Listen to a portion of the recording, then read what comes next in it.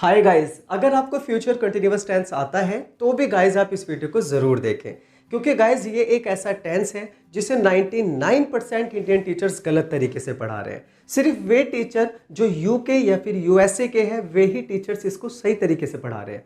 लेकिन गाइस मैं आपको उनसे भी ज़्यादा अच्छे तरीके से इसको समझा दूंगा और आपको ये समझ में भी आ जाएगा। और इसी के साथ साथ गाइस मैं आपको ये भी बताऊंगा कि इस टेंस में शॉर्ट आंसर्स कैसे दिए जाते हैं और इस टेंस में कौन से कॉन्ट्रैक्शन फॉर्म्स का यूज किया जाता है और कब कॉन्ट्रैक्शन फॉर्म्स का यूज किया जाता है और कब नहीं किया जाता। So now guys, without wasting any more time, let's begin.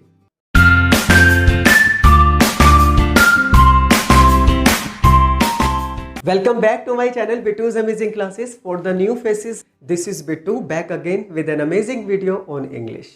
तो गाइज इसको क्या होता है, ज़्यादातर टीचर्स इसे इस तरीके से पढ़ाते हैं कि वो खेल रहा होगा, वो पढ़ रहा होगा, वो कोई काम कर रहा होगा, इस तरीके से बताते हैं। जबकि गाइज आपको नहीं लगता कि ये एक इनकम्प्लीशन सा साउंड कर रहा है, मतलब इनकम्प्लीट सा लग रहा है सेंटेंस, है ना। और ये इनकम्प्लीट है भी, ये सेंटेंसेस गलत है और ये पढ़ाने का तरीका भी गलत है।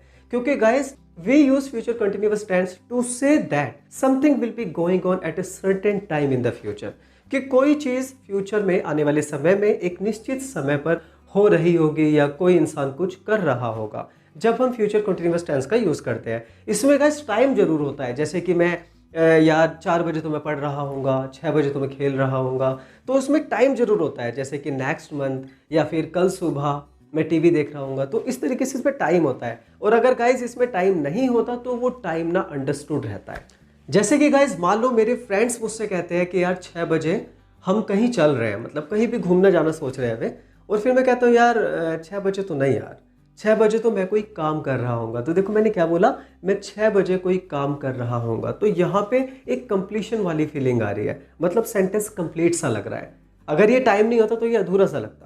और ये टाइम बस एक ही कंडीशन पे नहीं होता, जब टाइम अंडरस्टूड हो। जैसे कि गाइज मान लो कि मेरे फ्रेंड्स मुझसे कहते हैं यार आज शाम को 4 बजे कहीं घूमने चलेंगे, ओके।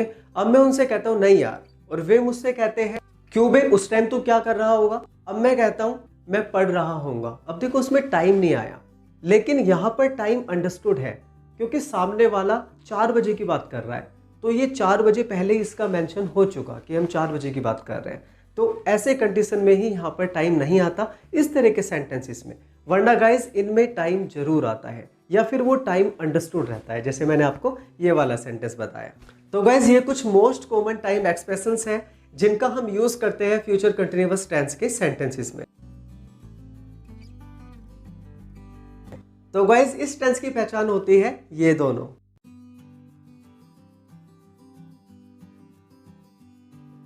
और गाइज इस टेंस में विल बी या फिर शैल बी प्लस वर्ब में आईएनजी का यूज किया जाता है। अगर आपको वर्ब में आईएनजी लगाने के नियम नहीं पता है तो आप मेरी वीडियो देख सकते हैं, इस पे मैं ऑलरेडी वीडियो क्रिएट कर चुका हूं, इसका लिंक आपको वीडियो के डिस्क्रिप्शन में मिल जाएगा। और गाइज इसी के साथ साथ आपको 2 वीडियो का लिंक और मिल जाएगा, प्रेजेंट कंटिन्यूअस टेंस पर भी और पास्ट कंटिन्यूअस टेंस का लिंक भी आपको डिस्क्रिप्शन में मिल जाएगा। तो गाइज अब शुरू करते हैं इस टेंस को सीखना। तो गाइज जैसा कि मैंने आपको अपनी पिछली वीडियोस में बता चुका हूं कि 6 तरह के सेंटेंसेस होते हैं, affirmative, negative, first interrogative, second interrogative, first interrogative negative और सेकंड इंट्रोगेटिव नेगेटिव। तो गाइज सबसे पहले अफर्मेटिव हम सेंटेंसेस बनाना सीखते हैं। तो गाइज अफर्मेटिव सेंटेंस का स्ट्रक्चर होता है ये, सब्जेक्ट प्लस विल बी या शैल बी प्लस वर्ब में आईएनजी प्लस जो भी बचे हुए वर्ड्स हैं। और गाइज यहाँ पर मैं आपको बता दूं कि मॉडर्न इंग्लिश में शैल बी का यूज किया ही नहीं जाता, सब सब्जेक्ट्स के लिए विल बी ही आता है। लेकिन अगर आप यूज करना चाहते हैं तो आप आई और वी के लिए शैल का यूज कर सकते हैं, मतलब शैल बी का। लेकिन गाइज मैं आपको इस वीडियो में सारे सेंटेंसेस और स्ट्रक्चर्स विल का यूज करके ही सिखाऊंगा, लेकिन अगर आप चाहो तो आप शैल का यूज कर सकते हो अगर सब्जेक्ट आई और वी होता है तो। और गाइज अगर सेंटेंस नेगेटिव है और सब्जेक्ट आई और वी है तो आप शैल नोट का भी यूज कर सकते हो, या फिर इसके कॉन्ट्रैक्शन फॉर्म का जिसको हम शांट या फिर शैंट कहते हैं, शैंट अमेरिकन इंग्लिश में और शांट ब्रिटिश इंग्लिश में। तो गाइज अब कुछ सेंटेंसेस देख लेते हैं कि वो कल इस टाइम टीवी देख रहा होगा। He will be watching TV this time tomorrow. Okay guys यहाँ पर आप क्या कर सकते हैं, दिस टाइम टमोरो को आप शुरू में भी रख सकते हैं, जैसे कि this time tomorrow he will be watching TV. और गाइज इन दोनों ही सेंटेंसेस में आप दिस टाइम से पहले एट का भी यूज कर सकते हैं। मैं 10 बजे काम कर रहा होऊंगा, I will be working at 10 o'clock। वे कल सुबह क्रिकेट खेल रहे होंगे, they will be playing cricket tomorrow morning.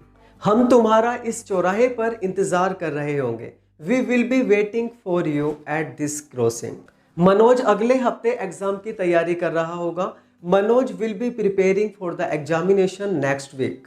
आज से 5 साल बाद मैं एक बड़ी कंपनी चला रहा होऊंगा, मैं बहुत पैसा कमा रहा होऊंगा। 5 years from now I will be running a big company, I will be earning lots of money। मैं कल इस टाइम सो रहा होऊंगा, I will be sleeping this time tomorrow, या फिर this time tomorrow I will be sleeping। this time से पहले आप एट का यूज कर सकते हैं दोनों ही सेंटेंसेस में।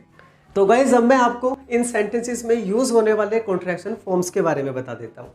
तो गाइज मैं आपको बता दूं, आई विल और आई शैल का कॉन्ट्रैक्शन फॉर्म होता है आइल। तो आप हर जगह आइल बोल सकते हैं और लिख भी सकते हैं। वी विल और वी शैल का कॉन्ट्रैक्शन फॉर्म होता है विल। ओके, इसको हम विल भी कहते हैं। ओके, विल और विल जब जल्दी जल्दी इंग्लिश बोलते हैं तो उसको विल कहा जाता है। ही विल का कॉन्ट्रैक्शन फॉर्म होता है हिल, जब जल्दी बोलते हैं तो कहते हैं हिल। शी विल का कॉन्ट्रैक्शन फॉर्म होता है शील, और जब इसको जल्दी बोलते हैं तो कहते हैं शिल। यू विल का कॉन्ट्रैक्शन फॉर्म होता है योल। दे विल का कॉन्ट्रैक्शन फॉर्म होता है देल या फिर देल। इट विल का कॉन्ट्रैक्शन फॉर्म होता है इटल, लेकिन गाइस जो नेटिव स्पीकर्स है वो उसको बोलते हैं ईडल। Okay, T sound becomes D sound. इसी तरह गाइस दैट विल का कॉन्ट्रैक्शन फॉर्म होता है दैटल, लेकिन नेटिव स्पीकर्स इसको बोलते हैं दैडल। ओके, विद टी मतलब जो टे का साउंड है ना उसको डे बोलते हैं, दैडल। तो गाइज अब हम नेगेटिव सेंटेंसेस को बनाना सीखते हैं। तो गाइज नेगेटिव सेंटेंसेस का स्ट्रक्चर होता है ये, आपको कुछ नहीं करना, बस विल के बाद में या शैल के बाद में नोट लगा देना है। ओके, विल नॉट बी या शैल नॉट बी। और गाइज विल नॉट का कॉन्ट्रैक्शन फॉर्म होता है वॉन्ट, और शैल नॉट का कॉन्ट्रैक्शन फॉर्म होता है शैंट या फिर शांट। ओके, शांट बोलते हैं ब्रिटिश इंग्लिश में और शैंट बोलते हैं अमेरिकन इंग्लिश में। एक सेंटेंस देख लेते हैं गाइस, जैसे कि मैं कहूं कि मैं कल इस टाइम काम नहीं कर रहा हूंगा, तो I will not be working this time tomorrow, I want be working this time tomorrow.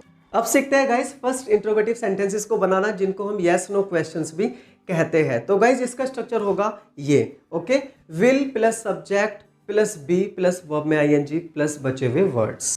कुछ सेंटेंसेस ले लेते हैं गाइस, जैसे कि क्या तुम कल इस टाइम काम कर रहे होंगे, will you be working this time tomorrow. क्या वे कल सुबह क्रिकेट खेल रहे होंगे, will they B playing cricket tomorrow morning. अब सीखते हैं गाइस सेकंड इंट्रोगेटिव सेंटेंसेस, जिनके बीच में क्या कब क्यों कैसे इस तरह के क्वेश्चन वर्ड्स आते हैं। तो गाइस इनको बनाने का स्ट्रक्चर होगा ये। Okay, WH family word plus will plus subject plus be plus verb में आईएनजी प्लस जो भी बचे हुए वर्ड्स हैं।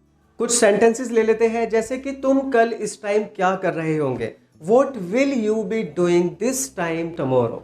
तुम कल इस टाइम कहाँ जा रहे होंगे, where will you be going this time tomorrow. तुम कल क्यों काम कर रहे होंगे, why will you be working tomorrow. अब सीखते हैं guys first interrogative negative sentences. तो गाइस इसके लिए स्ट्रक्चर्स होंगे ये दोनों। एक एग्जांपल ले लेते हैं, क्या तुम कल इस टाइम कुछ भी नहीं कर रहे होंगे, will you not be doing anything this time tomorrow, या फिर want you be doing anything this time tomorrow. Okay guys, क्या करते हैं, या तो सब्जेक्ट के बाद में नोट आता है या फिर हेल्पिंग वर्ब के साथ कॉन्ट्रैक्शन फॉर्म में आता है। ओके गाइस, इस बात को याद रखना, अगर कोई भी सेंटेंस में हम क्वेश्चन कर रहे हैं, कोई सेंटेंस क्वेश्चन है, क्वेश्चन के साथ साथ नेगेटिव भी है, तो या तो हम सब्जेक्ट के बाद में नोट लगाएंगे, और अगर हम सब्जेक्ट से पहले लगाना चाहते हैं तो हेल्पिंग वर्ब के साथ कॉन्ट्रैक्शन फॉर्म में ही उसका यूज होगा। अब सीखते हैं guys second interrogative negative sentences. इसके स्ट्रक्चर्स होंगे ये दोनों। एक सेंटेंस ले लेते हैं, तुम कल कुछ भी क्यों नहीं कर रहे होंगे, तो why will you not be doing anything tomorrow, या फिर why won't you be doing anything tomorrow. तो याद रखना गाइस, अगर आप किसी से भी क्वेश्चन कर रहे हो तो हम क्या करते हैं, या तो नोट को सब्जेक्ट के बाद में रखते हैं या फिर हेल्पिंग वर्ब के साथ कॉन्ट्रैक्शन फॉर्म में यूज करते हैं। Now let's understand how to give answers to yes no questions. जैसे कि क्या तुम कल इस टाइम काम कर रहे होंगे, will you be working this time tomorrow. तो गाइज अगर आपको उसका पॉजिटिव आंसर देना है तो आप कहेंगे यस आई विल। ओके, ये एक शॉर्ट पॉजिटिव आंसर है, यस आई विल। यहाँ पर कॉन्ट्रैक्शन फॉर्म का यूज करना गलत माना जाता है ग्रामेटिकली, तो आप कहेंगे यस आई विल। आप ये नहीं कह सकते यस आइल। अगर आपने ऐसा बोला तो आपका आंसर गलत हो जाएगा। और गाइस इसका नेगेटिव आंसर होगा no I won't. Okay, will not वाला वॉन्ट, नो आई वॉन्ट। एक और एग्जांपल ले लेते हैं, जैसे कि क्या इशिता 10 बजे पढ़ रही होगी? Will Ishita be studying at 10 o'clock? Okay guys, तो इसका जो शॉर्ट पॉजिटिव आंसर होगा वो होगा यस शी विल। ओके, आप शील नहीं कह सकते, मैंने आपको बता दिया positive answer, positive short answer देते हुए कॉन्ट्रैक्शन फॉर्म का यूज नहीं किया जाएगा। और इसका शॉर्ट नेगेटिव आंसर होगा नो शी वॉन्ट, मतलब नहीं, वो 10 बजे नहीं पढ़ रही होगी। और गाइस कभी कभार हम इस तरह के सेंटेंसेस में दो एक्शंस की बात करते हैं। ओके, जैसे कि मैं कहूं कि जब वो आएगा मैं पढ़ रहा होऊंगा। ओके, यहाँ पे दो एक्शन हुए कि उसका आना और मेरा पढ़ना। तो गाइस यहाँ पर आपको ध्यान देना है, देखो एक सेंटेंस बिल्कुल क्लियर है कि मैं पढ़ रहा होऊंगा, जैसे कि इसकी पहचान होती है। तो इसके तो हो गई आई विल बी स्टडिंग। और जो ये दूसरा पार्ट है सेंटेंस का, दूसरा जो एक्शन है, उसके लिए आपको प्रेजेंट इंडेफिनिट टेंस के स्ट्रक्चर का यूज करना होगा। तो गाइज इसकी इंग्लिश होगी when he comes. Okay, I will be studying when he comes. तो गाइज अगर फ्यूचर में आने वाले समय में कोई इंसान कुछ कर रहा होगा और उसी दौरान, उसी बीच में, उसी एक्टिविटी के बीच में कोई दूसरी एक्टिविटी होगी, दूसरा एक्शन होगा, दूसरा काम होगा, तो उसके लिए हम प्रेजेंट इंडेफिनिट टेंस के स्ट्रक्चर का यूज करते हैं, विल का यूज नहीं करते। एक और एग्जांपल ले लेते हैं गाइस, जैसे कि मैं कहूं कि जब तुम उसे कॉल करोगे वो खाना पका रही होगी। ओके, तो she will be cooking food when you call her. Okay, when you call her, आपको विल का यूज नहीं करना, जैसे कि मैंने आपको बताया। दूसरे सेंटेंस को आप किससे ट्रांसलेट करोगे? प्रेजेंट इंडेफिनिट टेंस के स्ट्रक्चर से। अगर आपको प्रेजेंट इंडेफिनिट टेंस नहीं आता तो इसका भी लिंक आपको मेरी वीडियो के डिस्क्रिप्शन में मिल जाएगा। So that's all for today. अगर गाइस आपको ये वीडियो अच्छी लगे तो प्लीज़ इसे लाइक करें और मेरे चैनल को सब्सक्राइब करके बेल आइकन को प्रेस करें, जिससे कि मेरी आने वाली अच्छी अच्छी वीडियोस के बारे में आपको पता चलता रहे। मैं फिर आऊँगा गाइस एक और इंटरेस्टिंग वीडियो के साथ। Till then take care and good bye.